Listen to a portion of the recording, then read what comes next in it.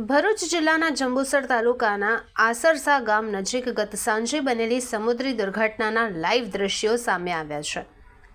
ઓએનજીસીના oil સર્વે કાર્ય માટે નીકળેલી બોટ અચાનક પલટી જતા એક વ્યક્તિનું મોત અને શ્રમિક લાપતા હોવાનું બહાર આવ્યું છે, જ્યારે 23 લોકોને સલામત રીતે બચાવી લેવામાં આવ્યા છે।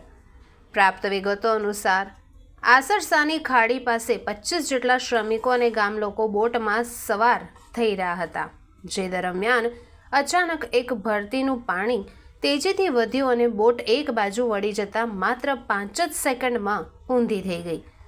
બોટના માલિક રોહિતભાઈ નીચે દબાઈ જતા ઘટના સ્થળે જ મોતને ભેટ્યા, જ્યારે એક શ્રમિક લાઈફ જેકેટ નહીં પહેરવાને કારણે પાણીમાં વહાઈ ગયો, તે હજુ પણ લાપતા છે। ઘટના સમયે બોટ કિનારે જ આવેલી હતી, જેના કારણે મોટાભાગના શ્રમિકો તરત જ કિનારે આવીને બચી શક્યા। બચાવાયેલા લોકોને જંબુસરની રેફરલ હોસ્પિટલ ખાતે સારવાર અર્થે ખસેડવામાં આવ્યા છે। બોટમાં સવાર શ્રમિક ગોપાલદાસે જણાવ્યું કે બોટ લંગર લેવાની તૈયારીમાં હતી ત્યારે અચાનક હલચલ શરૂ થઈ ગઈ અને પલટી ગઈ।